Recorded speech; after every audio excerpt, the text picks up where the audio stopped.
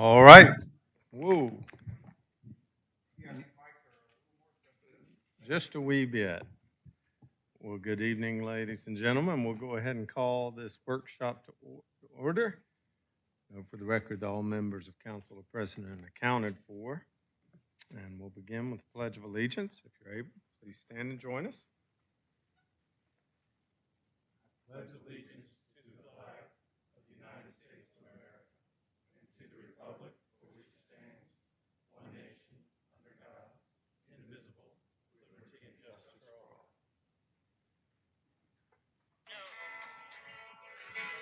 And I'll turn off my telephone.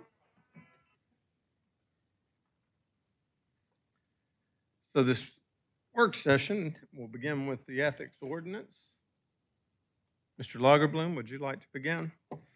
Yeah, I can begin just quickly, but I'm going to hand it very quickly over to our city attorney. We discussed this before. While Molly was out for a couple months, we basically just held it on the table. What's back before you tonight is the finishing of a discussion. She'll highlight that many of the things that you all gave direction on at the last meeting are already included in this ordinance that you're presented tonight. And there still remains the discussion point around how the board composition would be made. And with that, I'll hand it over to our city attorney. All right, thank you. So as Chris mentioned, when we last met, the council gave some direction on what it wanted to see as far as changes to the draft ordinance that we had brought forward. So the changes are pretty straightforward. One of the main changes that y'all had asked for was having to do with the time frame in which an application or a complaint can be brought. So under the ordinance, any ethics complaint has to be filed within 6 months of the date of the alleged violation is to have occurred, or when there is an instance of, non-disclosure or concealment where you wouldn't have known. Then it's within 6 months of the date that the alleged violation should have been discovered or was discovered. What we added in here is that it's in no case going to be more than a year after it occurred. So we've got that fail-safe. So somebody can't look back and say, well, I didn't know about this and I couldn't have known about it until 3 months ago, but it's been 5 years. To add in that safeguard so that we have more of a time frame control there. We also added in when there is a pending election coming up, that applications and complaints against officials who are to be up for re-election, that those are going to be told until after the election is over. So someone could still bring an ethics complaint. The intent there is to try and minimize any weaponization of the ordinance by political adversaries. The other changes, we took out the subpoena power. We took out the qualification on the panel that the member does not have to cannot reside within the city limits. And then there were some other provisions in here related to frivolity, the wrongful use of the article. And there was a language in here that said that if someone didn't intend to, basically if they said they had a good faith belief, that couldn't be used as a basis to say that they had wrongly used the article. And we took that language out because that would be a difficult determination for the ethics board who's charged to make that determination. It would be a difficult determination for them to make. So all of those changes were pretty clearly laid out by the council at the last meeting. I'm happy to answer any questions about them if you have any, but otherwise I'll move on to the composition of the board. Do we have any questions for Molly? I definitely understand we don't want the weaponization during the political period, but how about things that deemed egregious or? You could go through the code of ethics, and if you felt that some were more egregious than others and you wanted to say that no ethics complaint can be brought under these particular code of ethics provisions but can be brought for violations of these more egregious ones, you could absolutely do that. I would just need direction on which ones you felt were warranted for not having that tolling period. I mean, it's certainly a public policy consideration as to whether or not you want this in at all. I can tell you that it's kind of up in the air 50-50 as to whether an ethics ordinance has that provision in it or not. I would just, if there's some process or fail-safe, if somebody should, or it's timely, on what needed to get done for an ethics complaint. But I definitely don't want to be calling tic-tacky fouls during a campaign season and being part of that circus either. So any ideas on a middle ground there or what others are doing? I would say that the answer on that is, again, I think to have a black letter rule, to go through the code and say which violations would rise to the level of not being told versus the ones that you think are less serious. Because if you add in any level of discretion, it's going to fall on staff, and that's going to be a burden, frankly, that the ordinance doesn't otherwise put on them. Everything that staff does in the ordinance is ministerial in nature. It's a do it because the ordinance says to do it, or don't do it because the ordinance says don't do it. There aren't any real judgment calls. Even the action of determining whether the complaint is complete is checking boxes. Basically, does it include this? Does it include that? So if you add any discretion in, what you're looking at is having someone who has to review that. And if it's not going to be staff, then it would be the ethics board, and that's tantamount to having the complaint going all the way through the process anyway. Councilman Binder, just for clarification, do you have something in mind, for example, like if someone were charged with a felony or? That's what I was kind of going with. Maybe if it would be a felony, or if anything that could be a non-misdemeanor event would be a reason. I think anything having to do with dollars or harassment at some point, it would be the kind of questions I'd have, on staff treating staff with like something like that. I think that's not worth waiting for, but definitely don't want to be part of any circus on any kind of campaign issues. So I'd look for some kind of direction on that, but maybe it could be based on if there's criminal intent. That's one way to look at it. Any other questions from council?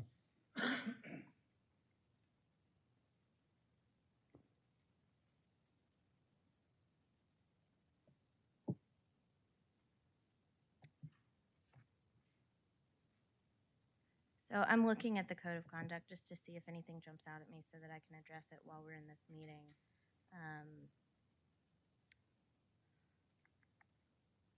If you want it to be separate from the code of conduct and the code of ethics, the actual behavioral conditions within the code, and simply make it, if it's something criminal, we could do that. Then any action that could be charged as a criminal offense can be processed through an ethics complaint, notwithstanding the prohibition of processing them during elections. We could do that. But then you're still going to have to determine what crime would it be. Somebody could disagree on whether one thing amounts to a criminal offense or not. Would you want it to be that they've actually been charged with something criminal or arrested? I mean, we've got to have a specific threshold here, because again, the discretion aspect of it is what would be the problem. Yeah, I think that's the challenge. I think I understand Councilman Binder's position. The challenge is, I'm afraid any exceptions would open themselves to it being abused, which defeats the whole purpose. I can look into it a little further and see if I can find something and email you possible suggestions. It's just I definitely understand where you're coming from. If you look at it from our one and only that we had, there was no crime committed, correct? That from what we know or accused of. That goes away after, we'll talk about that after campaign season, if that wasn't elected official. But other things that we've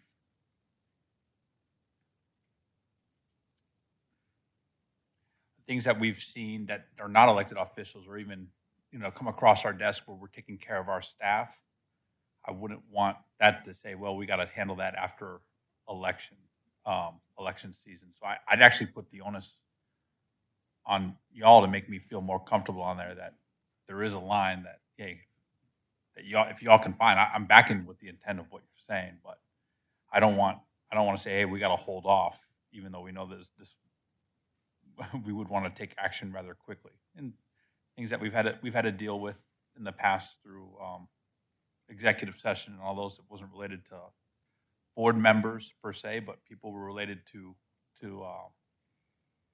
the city. So I think I've seen enough examples in my time that this is not a good line. Understood. I'll see what I can come up with and let you know.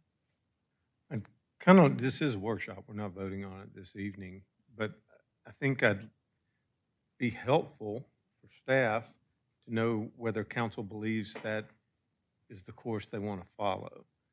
Because I think I understand your intent, but opening the window for politically motivated charges in that 6 months.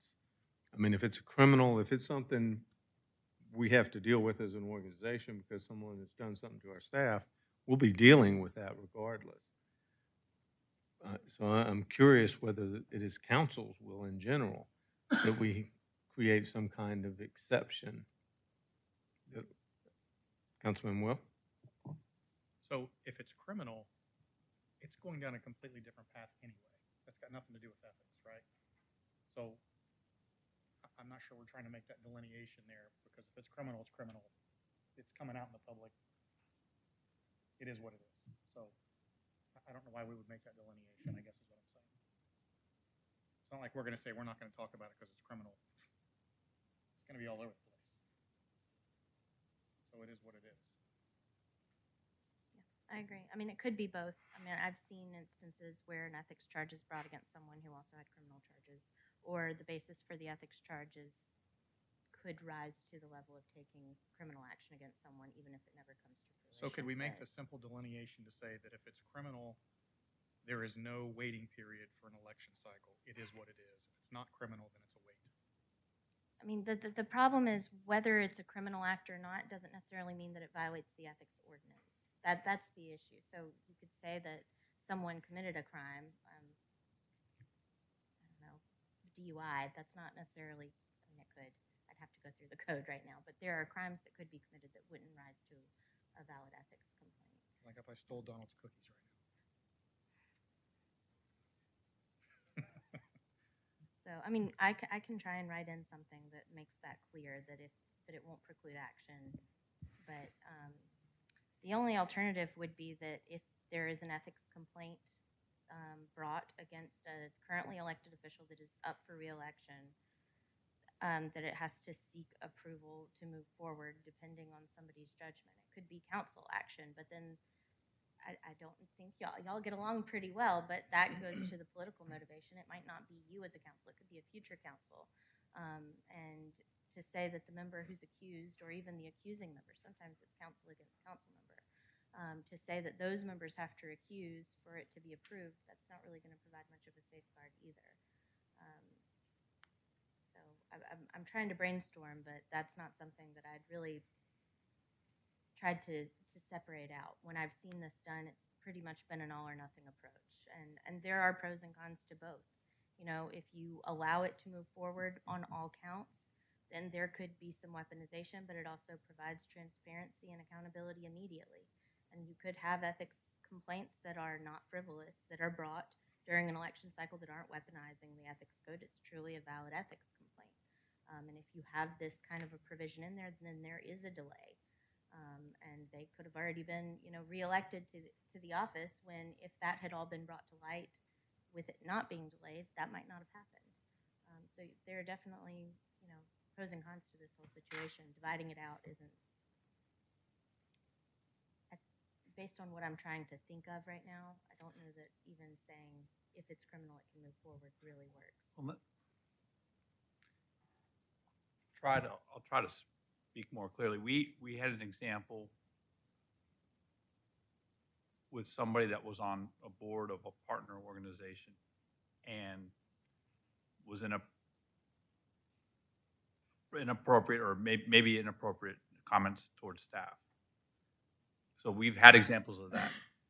Person wasn't, in that case, wasn't a board member, wasn't an elected official, but that could definitely happen. Now, we didn't explore anything there criminal, but I would want to make dang sure that was addressed pretty quickly if um, if it was one of those two types of people, a board member or an elected official.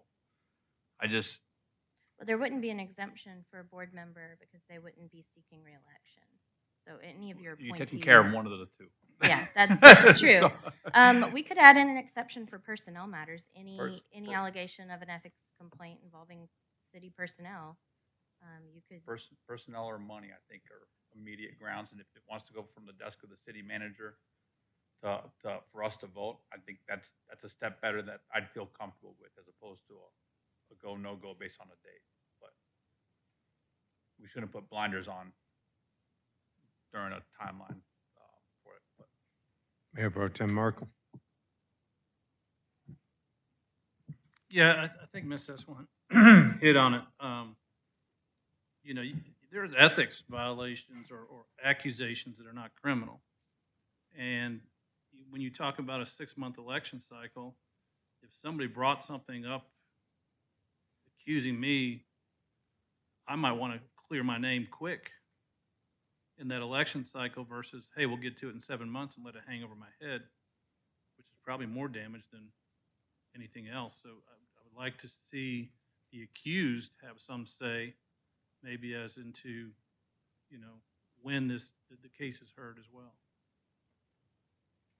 I like that suggestion. I think that's well received. So the accused has the right to have the complaint move forward, notwithstanding the tolling. Yeah.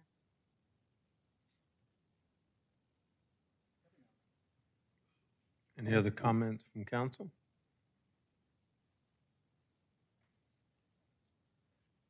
Councilman Hypes? Can you direct me to the language or the section for individuals bringing an action that's not in good faith? Yes. That is under section, it should be towards the very end. It's section 2-210, wrongful use of this article.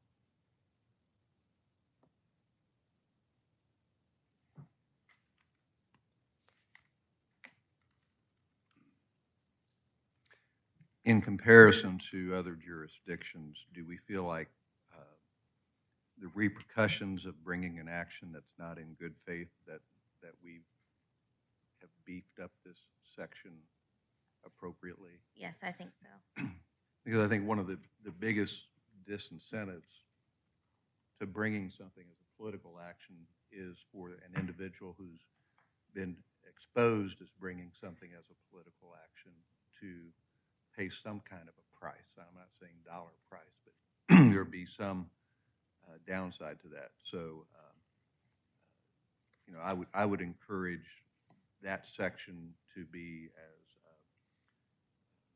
strongly worded, and to the extent that we have the power to do so, to extract a toll from somebody who brings something that's not in good faith, because it doesn't do the city, let alone the individuals, it just doesn't do the city any good if somebody's playing games with people's reputations. Yes.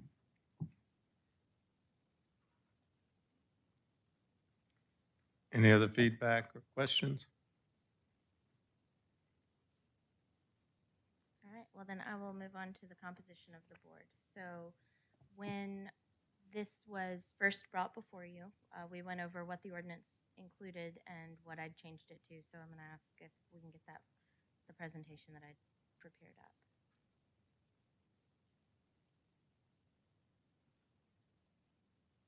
Currently, I can just go ahead and tell you, the way the ordinance as codified currently stands, there are 14 members of a board that are appointed by you. Each of you appoints 2 members. And then an ethics panel is composed of a random drawing, as y'all have experienced, by drawing 5 names of those 14 to make up an ethics board. Once the members have served on that panel, like they've actually heard a case, then they are cycled off and new members have to be appointed by you.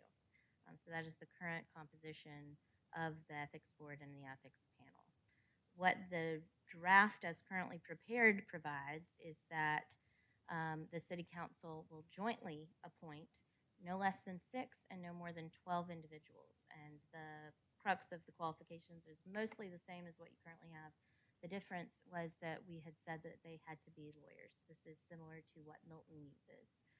Milton's was between 9 and 15 individuals. After the last discussion of this, I reduced the pool of potential panelists from 9 to 15 to 6 to 12. But the number actually serving on a panel is only 3. So that was what was discussed at the last meeting, and there were questions and concerns raised about, the number of people and what other options could we have for composition of the board. So with that, I will go on to the next slide. So alternate composition, and these are just kind of brainstorming to get y'all's feedback. Rather than cycling through the members that have been appointed and drawing names out of a hat, essentially, every time you get an ethics complaint, this composition would be for 7 citizens for a set term.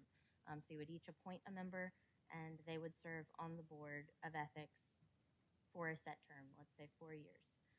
So any ethics complaints that came before the board at that time, those 7 members would serve on the board. We could have the composition of just citizens on this, and it would be the qualifications similar to what's in the ordinance as it currently stands. With that, you would also have 2 alternates to be appointed also by a majority. Rather than being appointed individually by you, they would be appointed by a majority vote of the mayor and council. So if you have your 7-member board, somebody has a conflict of interest or can't serve, you would choose one of those alternate members who has also been appointed permanently as an alternate to serve. And in addition to that, and you'll see this pretty much on every slide, a recommendation for including in the ordinance a training to be required for all board members before they hear their first case or have a complaint heard. What I am thinking on that instance is that upon appointment, that's when the training would occur. It wouldn't be once a complaint is brought, because then there's context at that point. I think what we would want is for a fresh slate, no pending complaints, nothing going before the board, but they would get that training on the front end. And hopefully there would be a long time before they actually heard a case. But if not, they would have at least already have some exposure to the ethics code and their duties and the standards before that would occur. So similar to this is the next one, which is 5 members for a set term. But rather than you each appointing one individual to serve for 4 years, you would jointly appoint 5 members. So the way that would go is you would make a motion to appoint someone and have a second, and you would all vote. And when you got to 5, that would be the appointment of the 5 members of the board. They would also serve for a set term, let's say 4 years.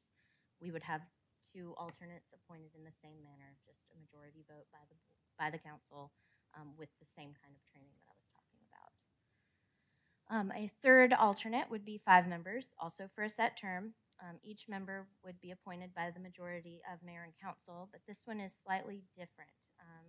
The composition would be varied with 3 members that are just lay members of the public, just random citizens, and 2 members who are of the legal profession. So at the last meeting, it was suggested that maybe we have an ethics board, but then have an overseeing judge or an attorney on the board. My concern with that is that if we have, say, 4 citizens and 1 judge, or 4 lawyers and 1 judge, the judge or attorney, depending on which model you went with, would have an undue amount of influence and people might defer to them. I can tell you I'm a lawyer, and if I had a judge sitting on an ethics panel with me, I'd probably give them a pretty good bit of consideration, even if I wasn't meaning to. Right?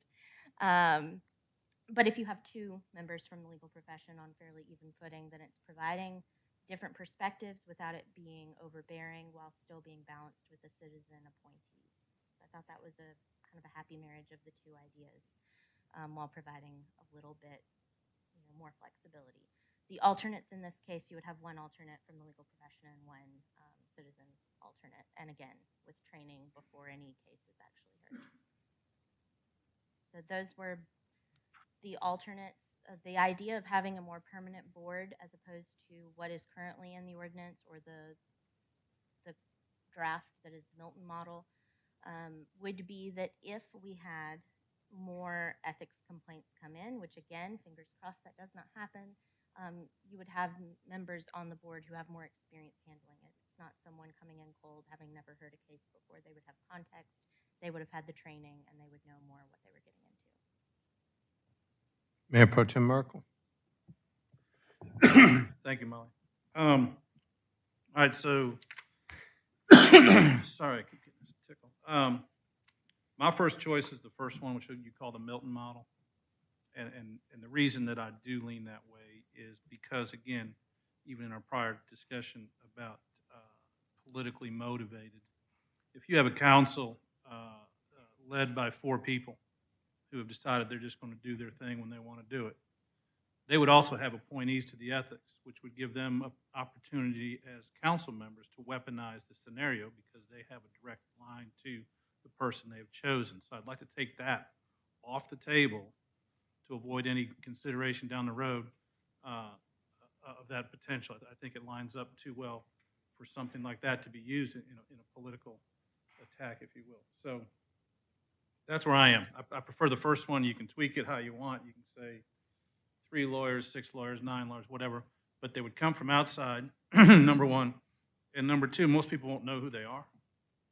You know, if somebody locally is trying to do something, they may know some or all of the people on the ethics board, and there's just a chance to stack the deck, and somebody could really get hosed, for lack of a better word. So, if and when a vote comes, currently I'm on the first one. The Milton version, she calls It's it, with the what's- attorneys. It's what's currently in the draft, the panel of 3 lawyers picked from 6 to 12. The first one. After the existing, the first draft ordinance. See it, Brian? Thank you. Councilman Well. I guess my ADD's kicking in here, but this says 6 but no less than 12. But then it says they all have to be attorneys in good standing. But then it says, I guess they all have to be attorneys in good standing, but Dan Yes. said 6 or 3, or he didn't care how So, many. But so all 6 or 12 have to be attorneys.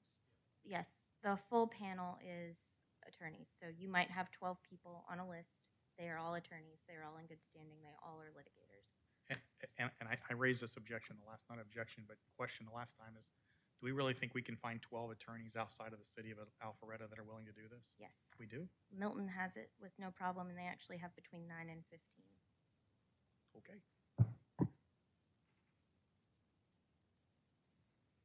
Councilman Dorito. Thank you, Mayor.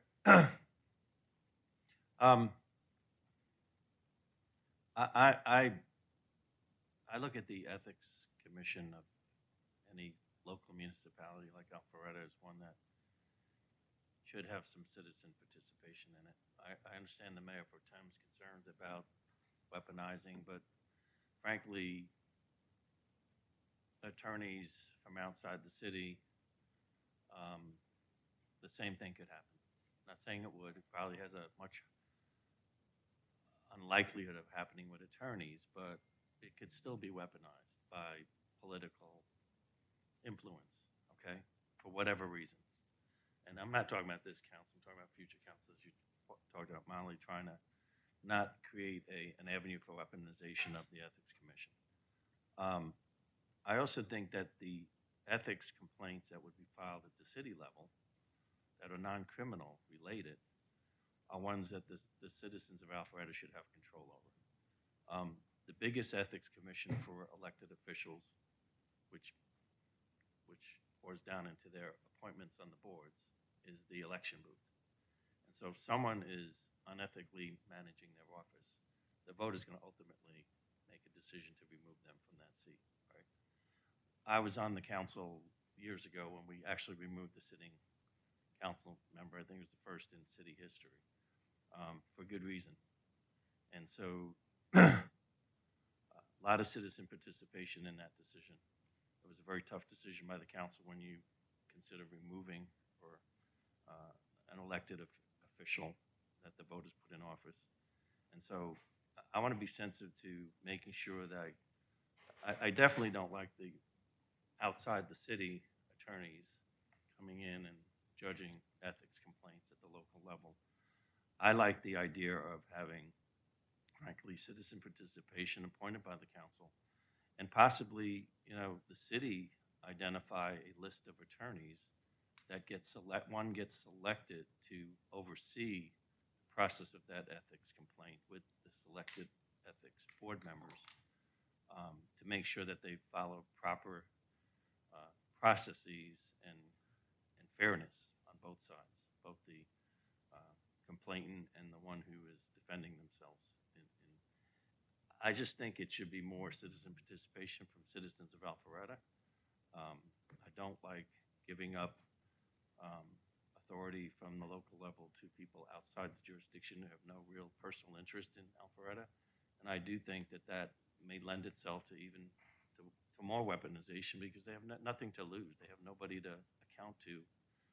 We do as elected officials and our appointed members through the voting booth. So I like the idea of having each council member appoint a person from the citizen base of the city with a sitting judge for each ethics complaint, which hopefully we don't really have often, and let them manage the process legally to make sure that the board members are following the process and giving fairness to both sides of the argument.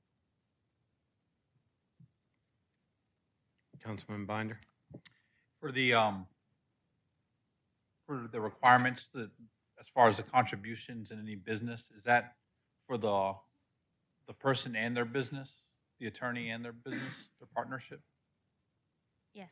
Okay, because that's currently not the way it's written a little bit, but if we can streamline that.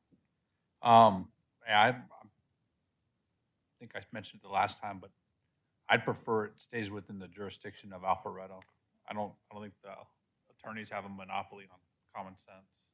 If it's legal process, then bring in one of our judges or judge to help streamline the process, not be part of the decision, but kind of through our current court system in there. That'd be my preference. I don't know if that's a hill for me, or if that would be my preference. If I can go ahead and address the having a lawyer or a judge to oversee, I think that is probably not going to result in the outcome that you're thinking. We do have the city attorney or someone from my office to be present at the ethics meetings. That's something that's in the ordinance. That's what happened when we had the last one, to provide guidance. This is what the standard is. This is how you make the motions, those sorts of things, to make sure procedurally it goes, the due process is provided. So that's already going to be provided through our office without having some member be a judge. Now, if you're talking about making determinations about the credibility of witnesses, or guiding them in a more judicial manner in that way, more like a bench trial situation, then that would not be what our office would be here for. Correct. So I just wanted to make sure to clarify what you're and I intending think the there. example when we brought this over last time, I can't remember who brought up the idea, was having the city judge preside over the events. That's kind of how I remember it. I don't know if I might be the only one on that one, but that's what made sense to me. So yeah, you were definitely there. The city attorney was there in their part, but more of a city judge presiding over the process. So why wouldn't we have, Councilman Dorito? I'm sorry, Mayor. Thank you. Why wouldn't we just have that happen then? Have your office, being the city attorney, be that individual that manages the process of the Ethics Commission? I think this came about, these changes from the Ethics Commission came about because of the last ethics complaint. We didn't have that individual in the room, right? Did we have someone No, from your office? we absolutely did, yes. Okay. An attorney from my office. But wasn't was there here. some process concerns that needed to be addressed? The ordinance itself for getting the members of the panel appointed, the time frame in which the panel had to hear the case and make a decision, and how evidence was presented, all of that was maybe a little more jumbled in the ordinance and not favorable to flexibility. That's why we had to have a special called meeting to even appoint the members of the panel. So could we not address the issues versus changing the whole dynamics of the Ethics Commission? You can leave the dynamics of the ethics panel the same if you want to. I did what I was directed by staff, by Chris. No, I'm not. So, just my but to your suggestion, that's all. to your point, you could absolutely have me go back and change it back to the 14 members, 2 appointed by each of you, I with think 5 serving. That's absolutely an option. it just sounds to me like we're searching for a problem to solve that we don't have right now, other than procedural issues that we learned from the first Ethics Commission hearing from the new ethics panel that the city put in place a couple of years ago, I guess, whenever it was. So why not address the procedural issues or the process issues that we recognize through that hearing and still have the city attorney preside over that? I think when you start, I just feel like when you start introducing all these attorneys into a process like this, nothing against John, you or your profession, but it tends to become more and more of a bigger issue. And I really think these ethics complaints, usually at a municipal level, are manageable through the current process we have with some changes in process versus making it more of a more legalized process that becomes a little bit more concerning to me when, you talk about weaponizing an ethics panel. You make it very legally driven like that, I think you're inviting that to happen. Mayor Pro Tem Merkel. With all due respect to some folks up here, I sat through that last ethics complaint, and it was, I'll be kind, it was just scary. The thought of any one of us sitting out there in that chair, based on what those people, the questions they asked, the questions they ignored, the answers they ignored, the way it went back and forth, I hope none of you ever have to sit in front of that. Even though the attorney was here, it kind of ran amok. And I would prefer to have experienced attorneys who have no vendetta against us coming from out of town, a Roswell attorney or a Milton attorney, people that we sometimes know, that can come up here and use a process that is not unsimilar to a courtroom, that understand what you can and cannot ask, and not just have an attorney over here tell you can't ask that question after it's already been asked, or the answer is to be ignored. I mean, I want people that I can trust, and I'd rather come in here with 6 or 9 attorneys that, quote unquote, if you say have an agenda against us, which they don't, versus citizens who don't understand the process, and even sitting here and explaining the process to them. It was amazing at the questions they were asked, and I promise you, if it's on tape, go back and watch it, and I think you might change your mind if you think you want 7 locals appointed to make a decision about your career, not just your career, your personal career, your reputation in the community. To hell with this job. I mean, I don't need this, but I do need my family. I do need my regular job, and I don't want to be sitting up here or down there being judged by my fellow council members, neighbors next door, because they're buddies, not because he has the right potential training, thought process. And that's where I am, so I'm probably not going to come off of that position. Thank you. Councilman Hypes.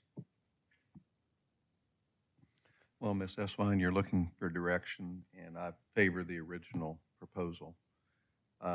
If it adds to the discussion, I would just submit that there is a vast difference in terms of results for a dispute between a jury trial and a bench trial.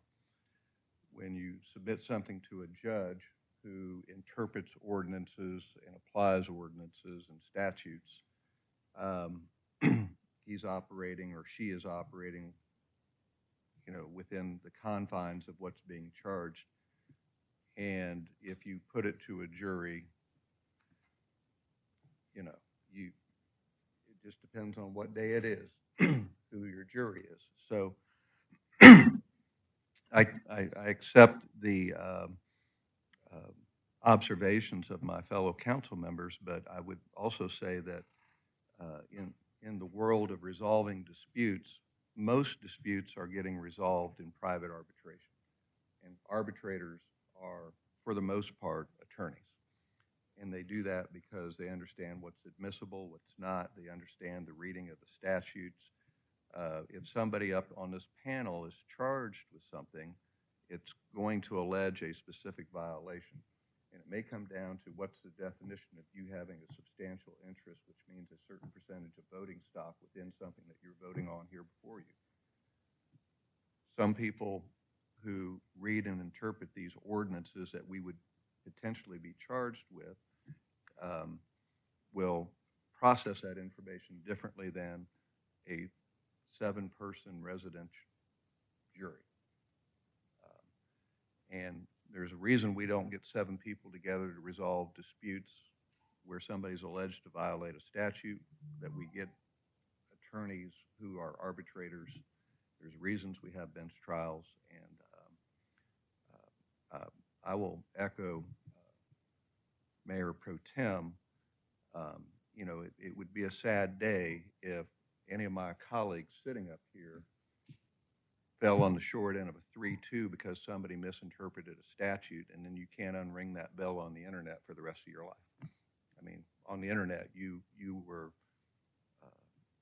charged with having being unethical and an ethics violation. Not like the old days where it was going to be in the Appin newspaper, you know, in some print copy, and then you had to go find it on microfilm. It's out there. And you know, I'm responsible for my behavior, and if I believe I'm conducting myself appropriately, then I would like somebody who can deliver at the highest quality results, and I happen to believe that would be a legal counsel, and the fact that they're outside the city somewhat insulates them from some of the local political scene. And lastly, it's been asked up here, you know, would anybody do that?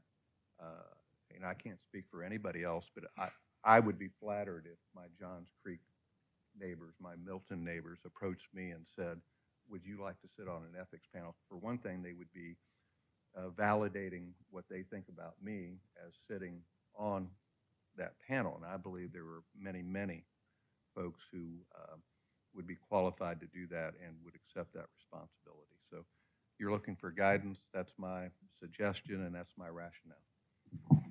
Councilman Mitchell. Thank you.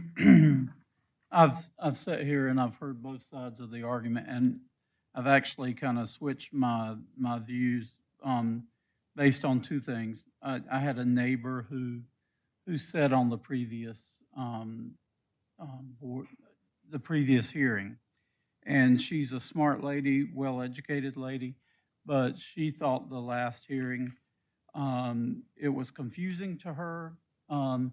She thought she should have been better prepared, and although there was every attempt made to make her better prepared, she didn't feel prepared enough. And when you're not in that field, as she was not in the field, you can't sit through a 30-minute or an hour presentation and feel prepared enough to know all the ins and outs of what you can do and can't do.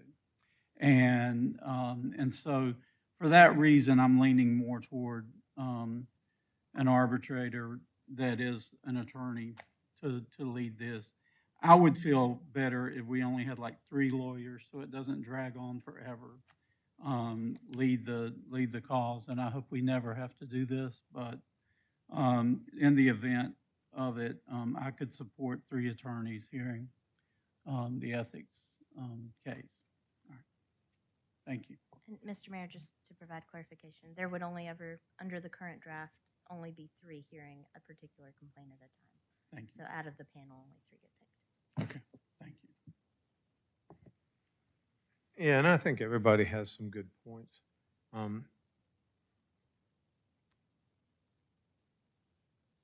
First of all, I want to make sure that we understand it doesn't just apply to us. It applies to the people that we appoint. And we've got some extremely talented professionals on our boards and commissions who would not want to have their reputations destroyed by a process they didn't feel was fair and objective. And I certainly understand the wanting people involved, but to me, regardless of who's being questioned about it, it's all coming down to let's just find out the truth, an objective truth. And while we have a lot of good residents, I think Councilman Mitchell makes a good point. Is if you're not even familiar with that process, if you're not experienced in having to deduce the facts, the objective truth from perhaps, people who are testifying that may be mistaken or feel very strongly one way or another. I have no problem with having it the panel as recommended in the draft ordinance. I think you're much more likely to get an objective, fair process, I think, with people who are experienced in going through that before. And I think it's a good idea to have all of us vote on it, because then if we're not comfortable that someone is up to making that decision, we vote on it. So I'm fine with the draft ordinance. I don't know if that gives you enough clarity to move forward and bring something. Dorito. Yeah, I just want to state for the record, I'm going to support the version that some of my colleagues are supporting. I'm never going to not vote for this ethics ordinance, okay? I'm going to be clear on that. I just happen to have a very personal opinion on how, at the local level, an ethics commission should probably operate, and it should be local people driving that. We trust people every day in this country to be selected on juries, on murder cases, on rape cases, on violent terrorist cases, to make judgment calls without the experience of an attorney. And I understand the benefits of that. But at the same time, I also think that these are all citizen soldiers.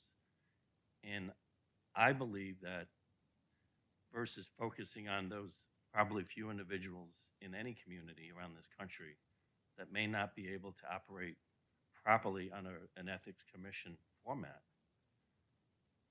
I do trust the citizens, just like they trust us sitting on this dais today. Many of us, when we first got elected to office, didn't know a thing about the, how government works, how ordinances come about, how laws are made, how laws are changed, why laws are changed, the government processes, the right for public input, Freedom of Information Act, all these things that we have to be now understanding to operate properly as elected government officials on behalf of the people that put us here. And that's all I'm saying. I put the trust in the people that we're going to appoint from the city of Alpharetta. If they're not going to do a good job, we're going to figure that out quickly, and they're probably going to be replaced. And similarly, we know our community better than anyone outside this community. If we're going to allow attorneys, why not then select local attorneys? I mean, I don't see the difference other than, local attorneys are going to know more about the city than people outside the city that are not doing business with the city. So there's arguments both sides, but I'm going to support the majority. It sounds like I'm going to lose this argument, but because I do think the Ethics Commission is a vital function. I just wish this council decided to have more citizen participation in it, that's all. Thank you, Councilman Dorito. Since you bring that up again, it's been quite some time since we had the original workshop on this, so I'll refresh the public and the members of council on my position to your statement previously when we had this discussion. It's not that I don't trust the people of Alpharetta or the judgment of our residents. This process is not a trial. In a trial, the judge directs what is evidence that the jury will see. There is objective, experienced judges and attorneys that manage that process that carefully deduce what is fact and what is admissible. This is not a trial. So as good as our residents' judgment may be, if the process is distorted by not having that objective judge administer the evidence, it can be distorted. And to me, that's the benefit of what's being presented as opposed to just having Now, if we wanted to try to do a whole trial, that would be extremely cumbersome and expensive to hire a judge and to go through all of that. I don't think that's necessary. I think that would be overkill for an ethics process. But from my perspective, it's not the residents I don't trust their judgment. It's that they're not participating in a trial over a terrorist where the judge tells them exactly what is allowed to be considered and under what terms. And so I think there's a drastic difference between our local ethics ordinance and the enforcement of that in administration as opposed to a double homicide or something of that occasion. Any other questions or feedback? Councilman Will. I would say that I came in here with one opinion, and after listening to Mayor Pro Tem, Councilman Hypes, and Councilman Mitchell, I flipped, and I would go with the draft ordinance as well.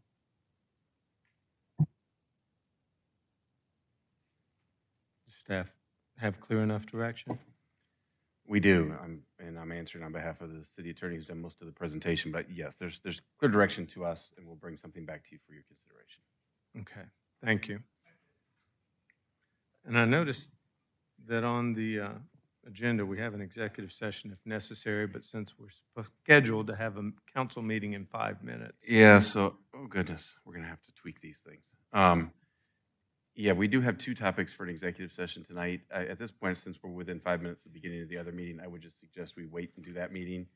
And then we'll do at least one topic in executive session, and I'll let you all decide if you want to do the second one or not. Sounds good. When we get there. Okay, thank you. Do we need to vote to adjourn from this work session?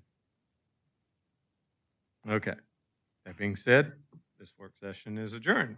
We'll see you at our council meeting here in 5 minutes.